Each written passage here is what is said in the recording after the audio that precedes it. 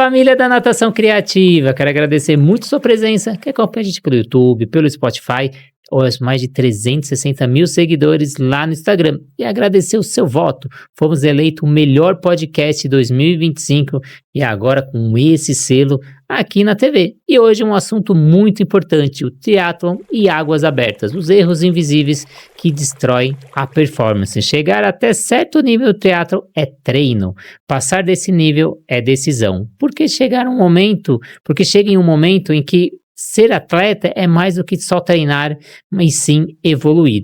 O atleta, ele começa a errar menos, e talvez os maiores limites da performance hoje não estejam no físico, mas um detalhe invisível que quase ninguém percebe que a gente vai contar para vocês hoje. E hoje eu trouxe o Paulo, triatleta. Muito obrigado pela presença, Paulo. Eu que agradeço a presença, eu quero também agradecer o convite. É um prazer para mim estar aqui falando para você e falando para o teu pessoal do Natação Criativa.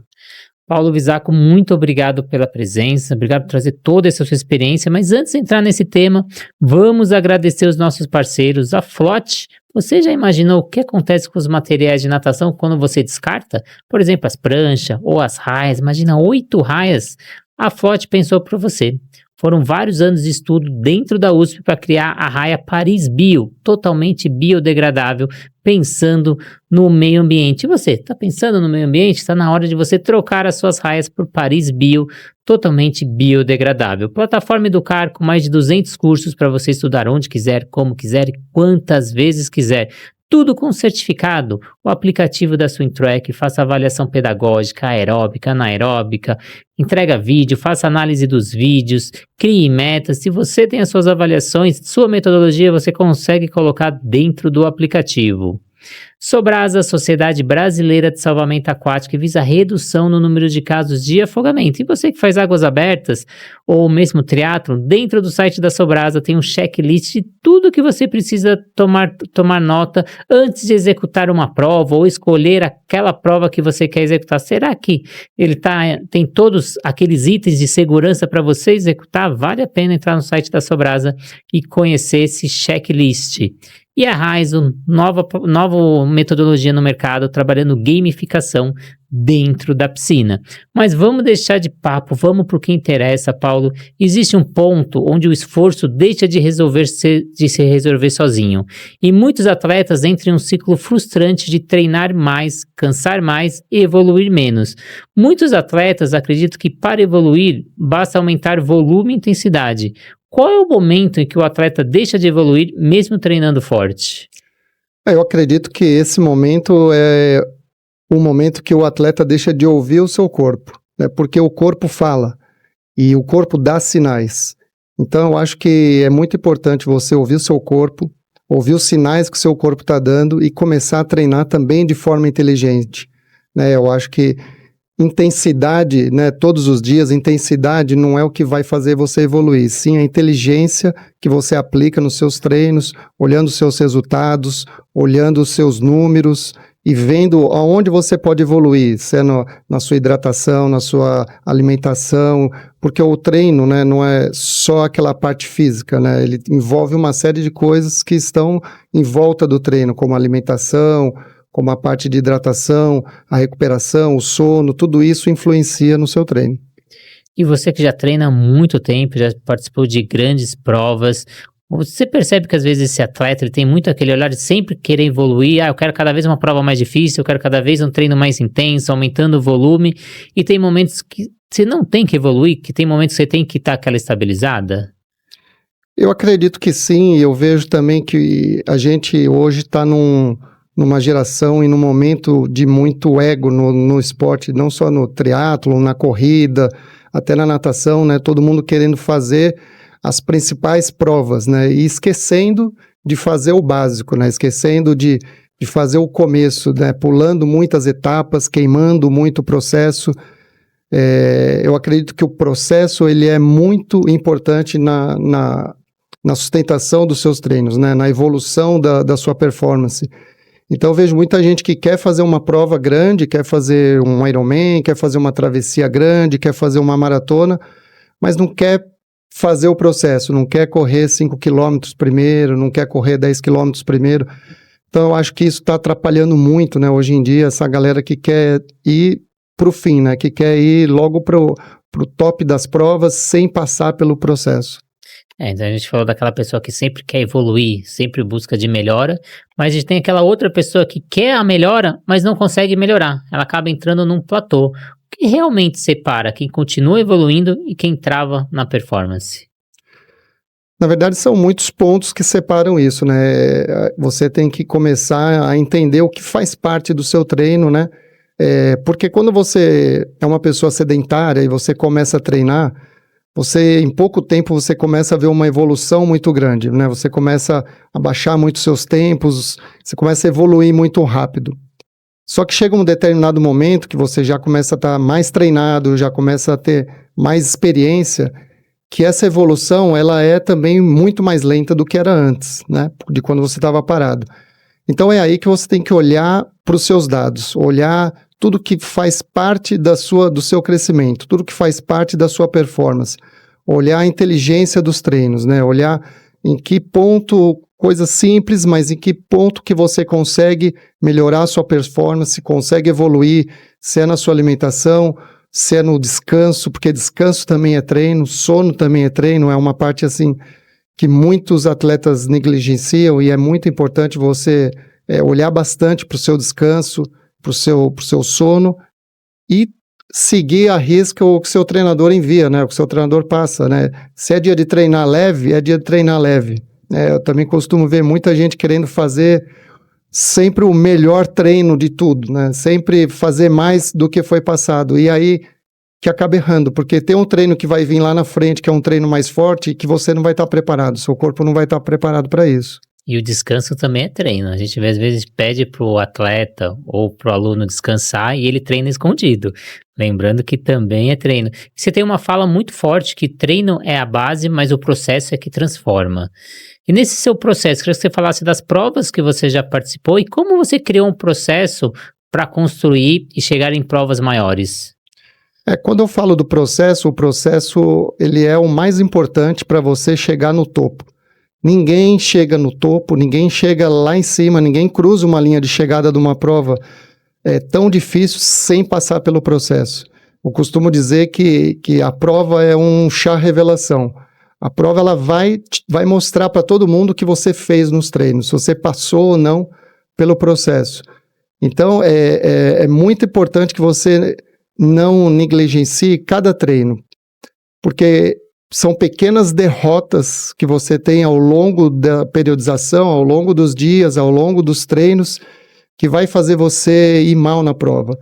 Então, por exemplo, se um dia, hoje eu não vou treinar, hoje tem que treinar 1 hora, vou só treinar 30 minutos, são essas pequenas derrotas que vai fazer com que você chegue lá na frente inseguro, né? Inseguro tanto fisicamente quanto mentalmente, porque o treino também te deixa mentalmente forte. Quando você treina e faz o que foi prescrito, né? O que foi passado pelo seu treinador, isso vai te deixar mentalmente forte também, quanto fisicamente. E aí é que eu costumo dizer que o esporte não tem milagre, não tem nenhum atalho.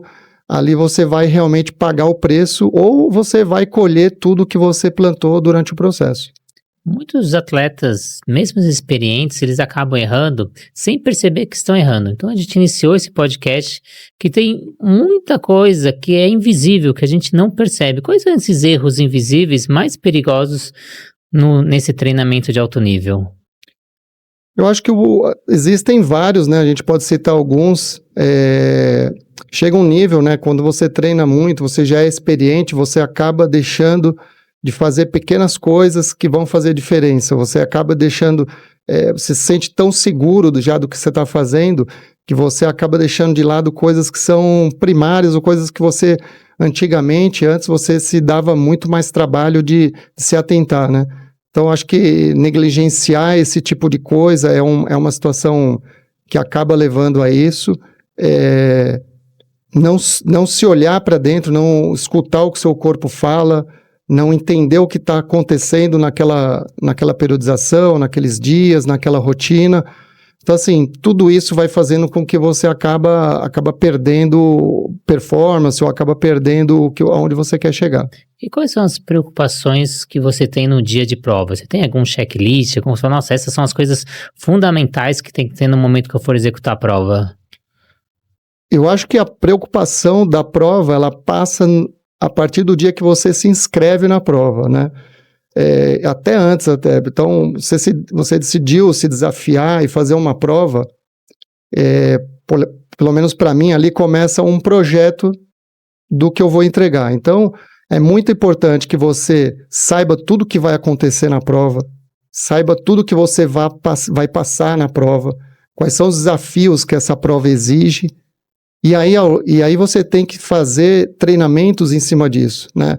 E não só treinar o corpo, mas treinar a cabeça, treinar o intestino, treinar o que você vai comer, treinar como você vai se hidratar, como você vai se proteger do frio, se é uma prova que tem muito frio.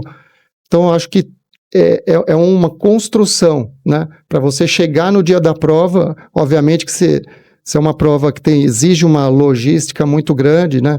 É muito legal você ter um checklist, trabalhar com um checklist, ver tudo, quais são os itens que você precisa levar para a prova. Mas eu acho que essa construção começa a partir do dia que você se inscreve na prova.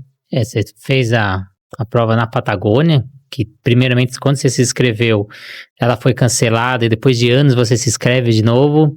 E como foi essa preparação? Porque era uma prova que tinha um desconforto para você, que era o frio, uma coisa que você não gosta. E como se adaptar, que às vezes no Brasil você não conseguia ter o mesmo terreno, a mesma altitude, a mesma temperatura. Como você fazer essa adaptação mesmo estando longe? Essa é uma pergunta bem legal, porque muitas pessoas me perguntam, né, por que fazer prova? Eu faço provas de triatlo e provas extremas, por que se inscrever nesses tipos de prova?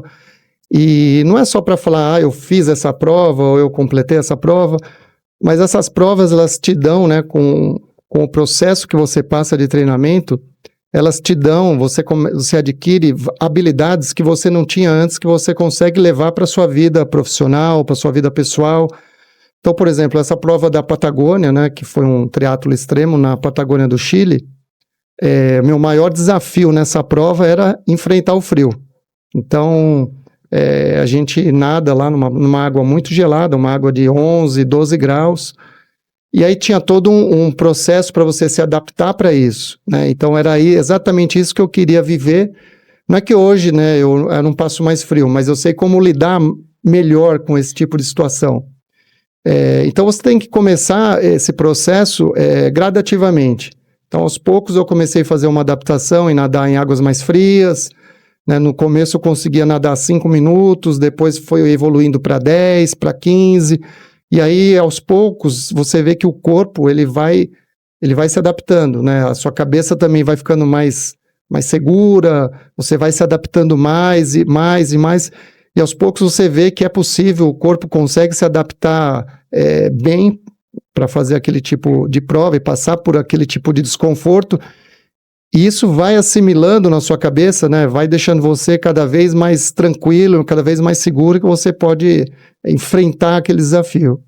Outra frase muito impactante dos podcasts que eu ouvi, suas entrevistas, Paulo. Você falou que pequenas derrotas no treino viram grandes derrotas na prova. Como essas pequenas escolhas erradas no dia a dia impactam diretamente na sua prova final? Aí eu acho que entra muito a questão da consistência, né?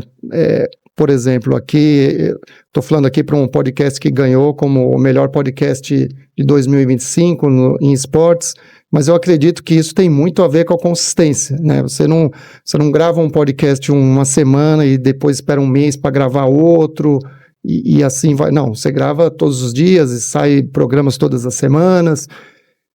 A base disso é a consistência, né? Como na vida da gente, a base de tudo é a consistência. Então, um tijolinho, eu acredito que assim, a construção da prova é um tijolinho todo dia. É um tijolinho que você vai pondo todos os dias. E se você deixar de colocar um tijolinho hoje, colocar só meio amanhã, não colocar outro daqui 2 dias, com certeza você vai chegar lá na prova com a sua construção pela metade. E treinar não é apenas executar a planilha que seu treinador está mandando, é validar a estratégia. Então, existe uma diferença enorme entre treinar forte e treinar inteligente. O que um atleta avançado que faz essas provas extremas precisa testar no treino que a maioria ainda negligencia? O treino ele é a parte mais importante do processo, né? Eu costumo dizer que o treino ele te dá a resposta para tudo o que vai acontecer no dia da prova. Então, e tudo é treinável, né? Muita gente fala assim, eu não tenho essa disciplina que você tem para treinar. Todo mundo tem disciplina, você só precisa treinar a sua disciplina. Então, o treino te dá essa oportunidade de você treinar tudo o que você vai enfrentar no dia da prova. E é uma obrigação sua como atleta saber tudo o que vai acontecer no dia da prova. Não dá para chegar no dia da prova e você se deparar com uma surpresa, com uma coisa que você nunca esperava. Então, esse treino, né, que você faz todos os dias. E aí você vai testando todos os dias, você treina o corpo, você treina o que você vai comer, você treina como você vai trocar de roupa, você treina que roupa você vai usar no dia da prova, como você vai sair no dia da prova. Então, tudo isso, né, você tem que fazer antes da prova, para chegar no dia da prova você estar realmente pronto para aquele desafio. E qual é a sua estratégia para pegar a maior quantidade de informações possíveis sobre aquela prova e não ter essas surpresas? A minha estratégia é simples, é você fazer a leitura da prova, você estudar a prova. Hoje em dia a gente tem tudo quanto é prova que você vai fazer, você tem vídeos, você tem aí no YouTube. Hoje em dia não falta informação para quem procura, né? Então, você pode... E vendo, analisando tudo que... Quando você se inscreveu, todas as condições que tem a prova, né? Então, e aí você tem que fazer o quê? Fazer adaptações.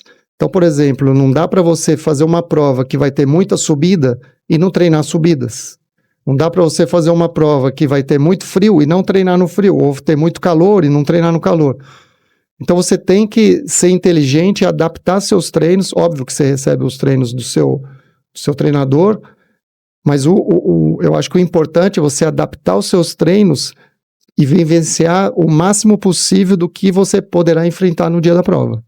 Eu acho também o importante é você conversar com atletas que já participaram daquela prova, saber também de outras experiências, o que eles vivenciaram, qual foi a dificuldade de cada um, o que cada um teve de facilidade, e também saber que varia de um ano para o outro, né? Porque uma pessoa passou por aquilo que você vai passar, então por isso que você tem que treinar em diversos cenários durante o seu treinamento diário. Então, o treino ele serve para você testar tudo o que vai acontecer na prova. E aí, como estruturar o treino pensando em validar a prova e não apenas melhorar o condicionamento? Tem muita gente que fica focada, preciso melhorar meu condicionamento, preciso melhorar minha técnica, mas às vezes tem alguns momentos de treino que é para validar a prova.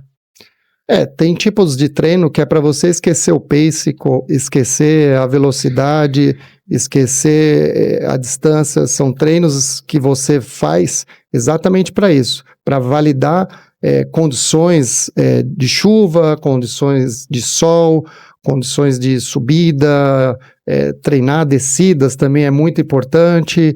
Então, assim, existem treinos que você realmente vai validar as condições que podem acontecer, ou as principais condições que podem acontecer no dia da prova. E como você preparar não só o seu corpo, o seu condicionamento para ambientes extremos que você já passou, mas também a parte mental, que é o mais importante, como frio, vento, mar agitado, altimetria, calor extremo.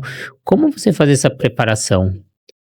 Eu faço essa preparação de algumas formas, mas eu tenho um acompanhamento de uma psicóloga do esporte, né, que me acompanha já há muito tempo. E aí, nesse treinamento mental, né, com essa psicóloga, ela também te dá várias ferramentas, né, que você pode usar para diversas situações, né? Então, você tem essas ferramentas e você começa a usar isso também, por isso que eu falo que tudo é treinável, né? Você começa a usar isso também durante os seus treinos, obviamente. Mas eu acredito que um ponto muito importante é você seguir o processo, seguir tudo que foi prescrito, seguir tudo aquilo que estava dentro da sua jornada, do seu processo. Isso automaticamente vai te dar uma segurança mental, né, para você poder fazer a prova no dia, né, seja uma prova aí extrema ou uma prova de triatlo normal, isso tudo vai te dar essa segurança. Quando você passa por aquele processo, né, quando você enfrenta todas aquelas dificuldades, né, durante o treino e não desiste no meio do treino, né, porque muitas vezes falar, putz, vai começar a chover, vou parar de treinar. São nessas horas que isso vai te enfraquecer mentalmente se acontecer isso no dia da prova. Tem aqueles momentos que o corpo começa a querer parar, ele começa a dar aqueles sinais, mas a mente ainda precisa continuar. Onde termina o físico e onde começa a parte mental da performance e como treinar essa parte mental, principalmente naquele momento que o corpo quer parar? Eu costumo dizer que o corpo ele pode fazer qualquer coisa, só precisa convencer sua mente, né? Então, existem aí também alguns estudos e uma frase muito famosa que diz que quando a gente acha que está no limite do corpo, a gente só está a 40% do corpo, né? Então, eu acho que são essas coisas, né? São esses tipos de treino, são essa construção, essa vivência do processo, a consistência, a rotina, né? A rotina também é muito importante, o sono, a recuperação, a alimentação, tudo isso, né, vai fazendo com que você vai ficando mais forte, não só fisicamente, mas mentalmente. E aí, nessa hora, né, que o corpo pensa em desistir, você usa ferramentas aí que você tem, né, mentalmente, para continuar e para não desistir, né? Eu costumo dizer que as pessoas, elas se colocam onde elas estão. Então, assim, quando eu tô lá numa prova e às vezes, por acaso, assim, penso em alguma coisa desistir, falo, mas eu me coloquei aqui, né? Eu não tô aqui obrigado. Então, são essas coisas que te faz continuar. E muita gente acha que o triatlo é um esporte individual ou águas abertas, mas a alta performance nunca acontece sozinho, como você falou, você tem a psicóloga do esporte. Como escolher essa equipe? Quem é importante estar nessa equipe? Como escolher um staff certo para te salvar na hora da prova? Como ter essa equipe atrás do atleta? Essa pergunta é bem legal também, porque o triatlo, a corrida de rua, a natação, né? A gente sempre pensa que é um esporte individual, mas na verdade são os esportes mais coletivos do que até os outros, né? Porque se você não tiver essa rede de apoio em volta, né? Os treinadores, nutricionista, a psicóloga do esporte e até a família mesmo envolvida em todo o processo, é muito difícil você completar e você passar por toda essa jornada. E a escolha do staff, né, como você mencionou, eu acredito que ela passa por um ponto muito importante, que é escolher um staff que também seja um atleta, né, porque o staff ele sofre igual, às vezes muito mais do que o atleta na prova. Então você precisa escolher alguém que, obviamente, que te conheça muito bem, que conheça o esporte, que saiba o que você está fazendo, que é a pessoa mais preparada para te ajudar naqueles momentos, né, da prova, onde você mais vai precisar. É muito legal quando você quer levar seu marido, sua esposa, sua mãe, seu filho, mas se eles não forem um atleta, é melhor você levar eles só para assistir a prova, não para ser um staff. Excelente. E eu queria que você comentasse, você falou essa importância da família, de você fazer um envolvimento dessa família dentro dos seus treinos, nas provas, porque diferente de um atleta de alto rendimento, a gente não vive o dia a dia para o esporte. A gente tem empresa, tem emprego, é empreendedor, tem a família. Como você conseguir conciliar, já que o esporte não é sua atividade fim? E na verdade nós somos atleta amadores, né? É bem diferente dos atletas profissionais, né? A gente vive uma vida muito diferente de um atleta profissional. Então, é muito importante você envolver toda a sua família naquele projeto seu, né? Naquela prova que você vai fazer, ou naquela maratona, ou naquela corrida, ou numa prova de Ironman, no que seja.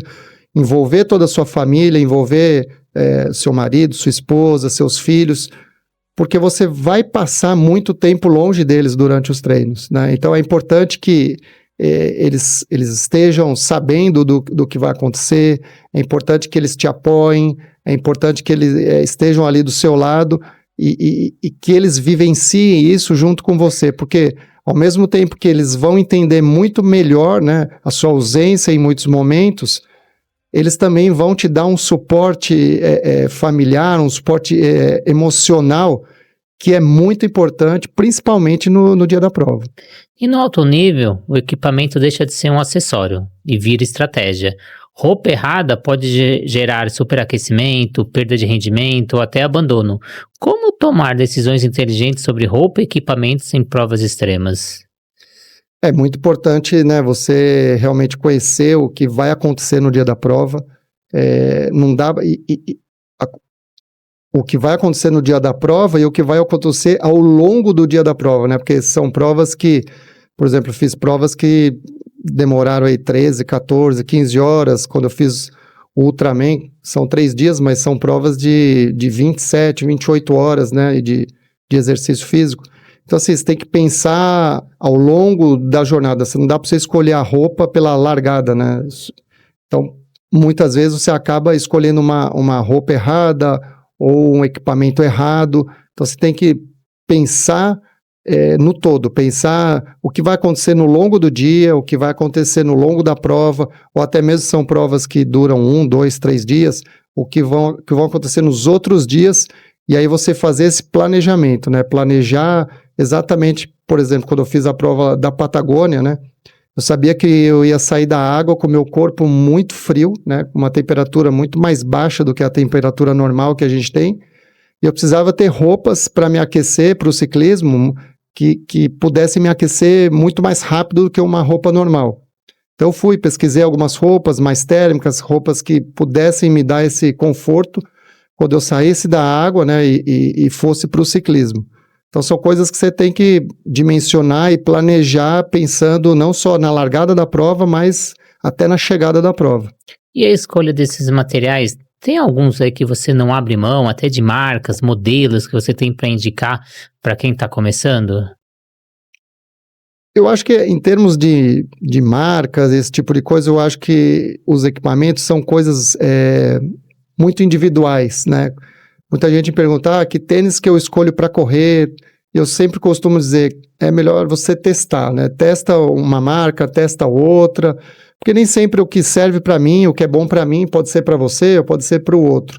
Então eu acho que assim, você tem que testar. Eu sou assim muito aberto a testar vários tipos de equipamentos, tênis, macaquinho, enfim, todos os equipamentos que eu uso, e ver qual eu me adapto melhor e qual, ao longo dos treinos, né, você se sente melhor usando. E quando a gente tem essas escolhas de roupas para esses climas adversos que nem você passou, quais são os principais erros? É o erro de um aquecimento exagerado, o excesso de roupa, falta de teste prévio? O que você ali consegue colocar que é o maior erro que as pessoas cometem? Eu acho que você não pode errar nem para mais, nem para menos, né? Porque, por exemplo, numa prova dessa da Patagônia, onde você pode ter hipotermia, né? Ou numa prova que tem muito calor, onde você pode ter desidratação, por exemplo, né? Então, assim, você tem que dimensionar muito bem o que vai acontecer, o que pode passar, porque a partir do momento que você tem hipotermia numa prova dessa, ou até desidratação, a prova, ela acaba ali para você. Então é muito importante você... e aí essas provas, né, como essas provas têm o staff, né, você está preparado também, se por acaso você precisar trocar roupa. Por exemplo, eu fui para a prova da Patagônia, era uma prova obviamente fria, mas ao longo do dia saiu um sol, né, e a prova acabou esquentando um pouco, mas eu estava preparado para trocar a roupa, né, trocar aquela roupa que me aqueceu lá no começo. Eu já estava preparado que se fizesse um calor, ou se fizesse um tempo um pouquinho mais quente do que é o normal, eu estava preparado para isso. E nada pode ser testado no dia da prova, né, só tem que ser testado antes. Esse é um erro clássico, né? E até naquela pergunta que você fez, dos atletas mais experientes, a gente pode citar isso, né? quando você está muito seguro do que você faz, esse é um erro clássico que todo mundo acaba cometendo, eu mesmo já cometi algumas vezes, que é testar uma coisa nova no dia da prova, né? Principalmente quando você vai e pega o seu kit e vem um gel novo, ou vem algum produto ali que você acha legal, novo, que você nunca usou, você fala, eu vou experimentar no dia da prova. Tenha certeza que vai dar errado. Ou você tá com um óculos novo, um tênis novo, fala, vou colocar no dia da prova. E aí você acaba não se adaptando, e aí você tem essa dificuldade. A gente começou o episódio falando que muitos atletas escolhem provas pelo ego, não por estratégia. Como escolher provas que realmente aceleram a evolução? E se você percebe que tem gente também que escolhe prova não só por ego, mas também para imagens e fotos em redes sociais? Isso infelizmente existe muito hoje em dia, né? A galera quer chegar na conquista sem passar pelo processo. Quando eu falo de provas de ego, né? Porque todo mundo quer fazer uma maratona. Hoje em dia, muito tempo atrás, né? Quando eu corria, o legal era correr 10 quilômetros, né? Num pace mais baixo ou num tempo mais baixo. E eu acho que de alguns anos para cá isso mudou um pouco. O legal, né, que a galera gosta hoje é correr maratona, né? É correr grandes distâncias e aí sem passar, né, pelas distâncias mais curtas, né? Então, você que é mais experiente na natação sabe muito bem disso, né? Você vai, eu quero nadar uma ultramaratona 10 quilômetros. Mas você tem que nadar 1 quilômetro primeiro, tem que nadar 2, e aí vai evoluindo até chegar nos 10, né? Não só uma vez, né? Não só uma vez, várias vezes, né? É a mesma coisa, eu quero fazer um Ironman. Eu acho super legal, eu acho que todo mundo tem que ter em vista esses desafios, né? Você pode colocar isso lá na frente, mas no meio disso você tem que colocar micro vitórias, né? Você tem que colocar essas outras etapas que você vai passar. Eu quero fazer um Ironman, beleza. Vou fazer primeiro um short, fazer mais vezes. Quando ficar bom, vou pro Olímpico. E aí eu começo a treinar bastante, fazer bastante Olímpico. Aí vou para um meio, um 70.3. E essa construção, né, vai fazendo com que você, lá na frente, faça o Ironman que tanto você quer, né? Eu acho que isso está faltando muito para a galera hoje. Eu vejo muita gente hoje já se inscreve direto numa prova de Ironman, ou já se inscreve direto numa maratona, sem passar por essas outras provas. E aí eu acho que acaba frustrando, né, quem acaba correndo uma maratona que nunca tinha corrido nem 5, nem 10, porque aquilo acaba sendo um sofrimento no final para a pessoa, não é um prazer, não é uma coisa legal. E aí eu vejo que muita gente corre só para correr uma vez e postar lá que correu e virou maratonista e nunca mais corre. Isso é ruim para o esporte, é ruim para a pessoa, né? Porque correr é um esporte muito legal, né? Uma coisa tem que ser prazerosa, né? Não tem que ser um sofrimento. E contando a sua experiência, como foi a sua trajetória até chegar no Ironman? Quais foram as provas menores que foram, como você disse, validando para você falar, não, eu estou preparado para o Ironman? Eu costumo dizer que a minha prova mais importante da vida foi um duatlon que eu fiz. E aí eu fiz também, cometendo esse erro que a galera muito faz, que é se inscrever numa prova, e principalmente uma prova que tem natação sem saber nadar em mar aberto, né? Que é uma coisa que, além de tudo, é bastante perigoso, né? Foi uma prova que eu sofri demais, né? Eu tinha que nadar 1 quilômetro, depois correr 5 quilômetros, uma prova, né, tranquila hoje em dia, mas que eu sofri muito, mas foi uma prova que me colocou no meu lugar, né? O esporte, ele acaba te colocando no seu lugar, né? Onde você está. E aí eu vi que eu precisava muito de ajuda, principalmente na natação, precisava muito procurar ajuda, precisava evoluir, precisava aprender a nadar em mar aberto, porque muitas vezes você nada em piscina e você acha que nadar em mar aberto é a mesma coisa, e não é, né? Você sabe melhor do que eu.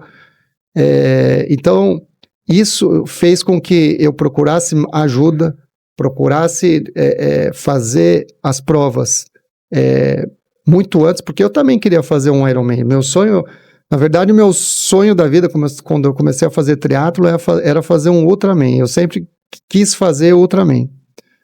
Mas, obviamente, eu precisava passar por todas as etapas, né?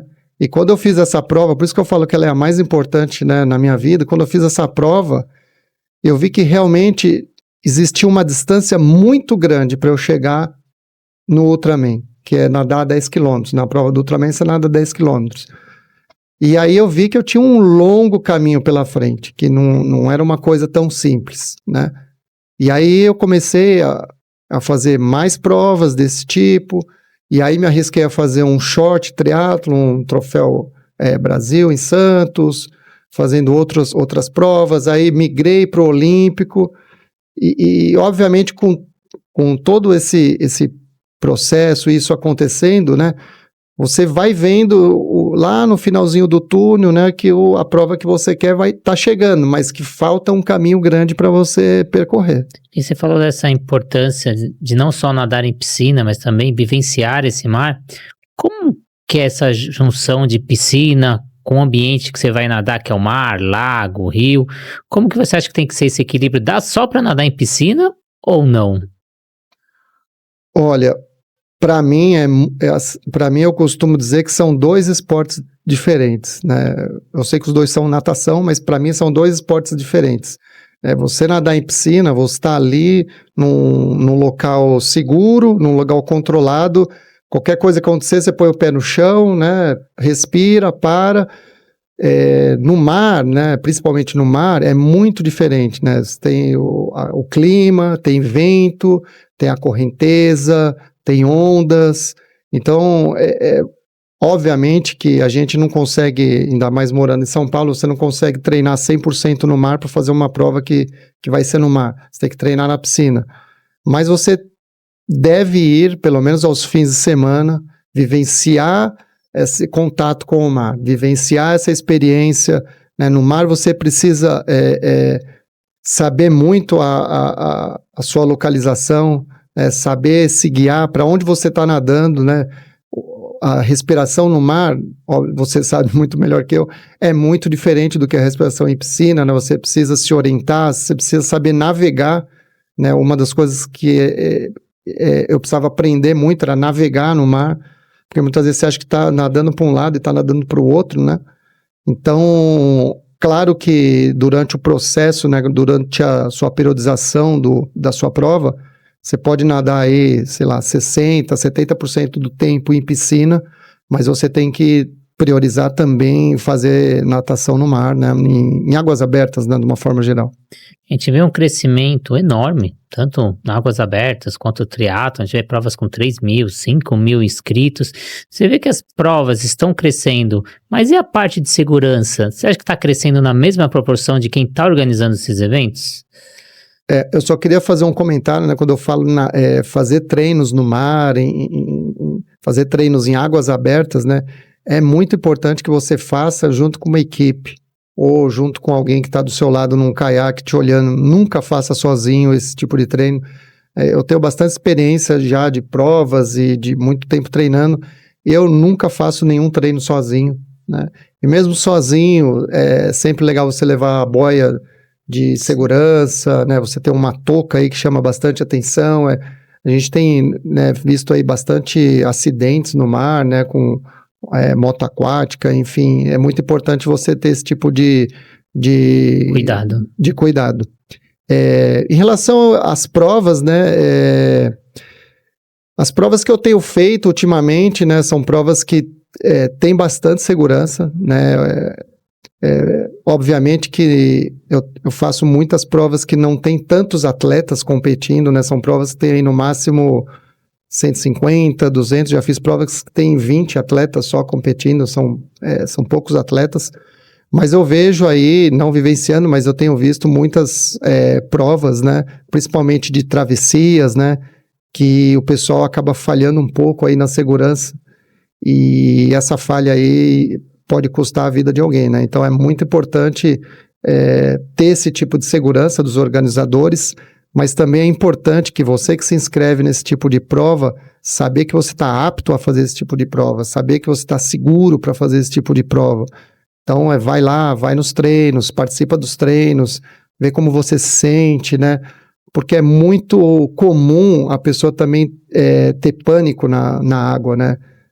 Eu já vi muitas pessoas aí que vai largar a prova, a pessoa entra em pânico, ela não consegue largar a prova. Fora aquelas que largam e acabam tendo pânico ali na natação, né, no meio da natação, e isso é bem perigoso. É importante a gente criar protocolos de prevenção aquática, então a gente tem recomendações em provas, então no momento a gente começar a criar esses protocolos de algumas exigências que a gente não pode abrir mão. E se você pudesse ajustar 3 fatores para um atleta experiente realmente evoluir, quais seriam se pudesse dar essas dicas? 3 fatores? O primeiro seria a consistência, né? O segundo seriam treinos inteligentes. E o terceiro seria o descanso, a recuperação, né? Quando eu falo em descanso, muita gente pode pensar que é o cara deitar no sofá e ficar dormindo, né? Pode ser o descanso ativo, né? Fazer o treino leve, dormir bem, recuperar o sono é muito importante, né? Você recuperar o corpo de um dia para o outro, você dormir aí 7, 8 horas, monitorar seu sono, ver como está sendo o seu sono, ter um ritual, né, para dormir, ter toda uma rotina, dormir mais ou menos no mesmo horário, dormir sempre de 7 a 8 horas. Isso é bem importante, né, para você, que faz parte, né, da construção da sua performance. E a gente tem muito aquele mito, né, que toda performance depende apenas do sofrimento, no pain, no gain, que a gente tem que sentir aquela dor, aquele sofrimento, mas hoje a gente tem o biomonitoramento, que a gente faz as análises de sangue, suor, urina, lactato. O que você faz de exames aí para ter esse controle diário pensando na performance? Bom, eu faço, sempre que eu vou começar um ciclo, né, eu faço todos os meus exames, né, todos os exames de sangue, enfim, todos os tipos de exame, cardíaco, teste como fala? Cardiorrespiratório. Cardiorrespiratório, enfim, faço todo esse tipo de exame, o que é muito importante, né, porque você vai passar por uma carga aí de treinos grandes.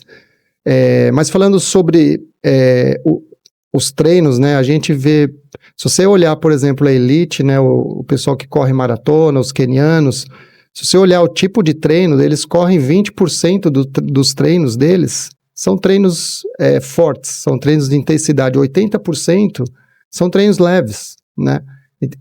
Então eu acho que isso é ser inteligente, né? Olhar os dados, olhar como o pessoal está treinando hoje em dia. Você não precisa performar, você não precisa fazer uma prova todo dia no treino, né? A prova é só no dia que chegar a prova, né? Você não precisa quebrar recordes todo dia no seu treino.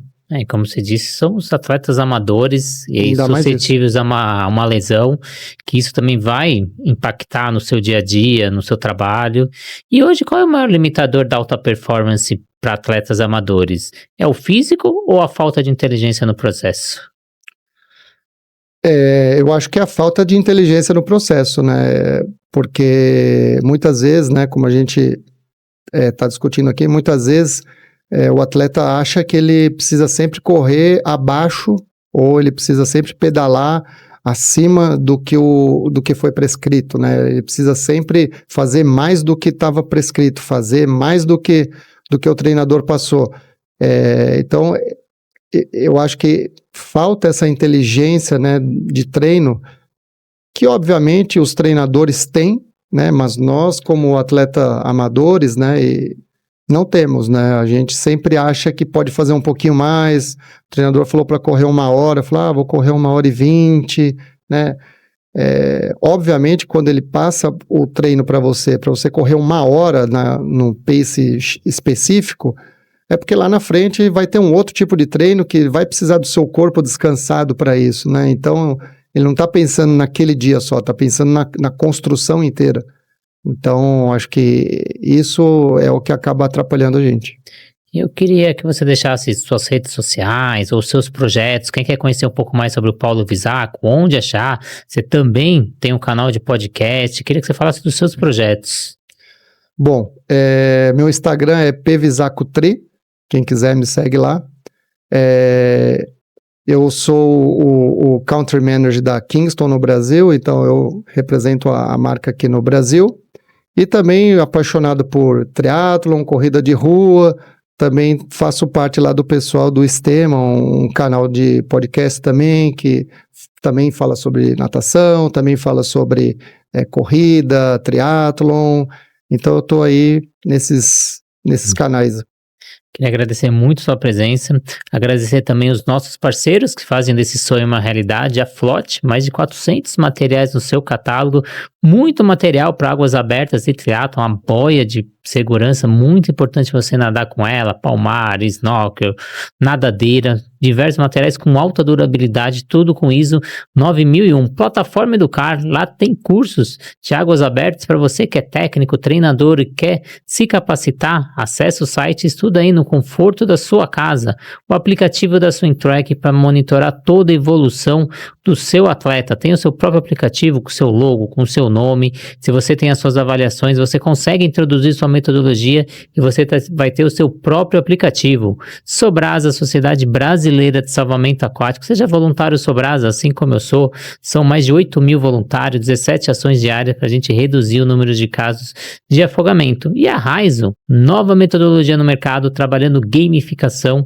dentro da piscina. Então a alta performance não é só sobre fazer mais, é sobre fazer melhor, com mais consciência, mais estratégia, mais validação e menos erro invisível, porque no triatlon ou nas águas abertas muitas vezes não vence quem suporta mais dor, vence quem toma melhores decisões quando tudo começa a ficar mais difícil. Paulo Bisaco, muito obrigado pela presença. Se quiser deixar algumas considerações finais antes de a gente fechar. Não, mais uma vez quero agradecer, é uma honra estar aqui, fazer parte desse episódio de hoje. E uma mensagem que eu queria deixar para todos é que você pode ser quem você quiser, você pode estar onde você quiser, basta seguir o processo. Quero agradecer muito a sua presença, que acompanhou a gente até o final. Se você ficou até o final, se a entrevista fez sentido, compartilha com um amigo seu, mas só não manda o link. Manda uma frase, eu vi essa parte do episódio, acho que identifica com você, é interessante você ouvir, para a gente aumentar o alcance desse canal. Quase 500 episódios. Se você quer algum convidado nessa cadeira, escreve aqui embaixo. Ou se você tem dúvidas sobre o assunto, escreve nos comentários. Já te pedi para seguir o nosso canal, ativar a notificação. Só 60% de quem segue o nosso canal ativa a notificação e aí depois fica reclamando comigo. Renato, eu perdi aquela entrevista que você lançou, eu não acredito que eu perdi. Então ativa a notificação, vai o nome do episódio. Se é alguma coisa que você está precisando, você já assiste naquele momento. Então agradecer muito a sua presença em mais esse episódio e te espero nos próximos. Muito obrigado e até a próxima.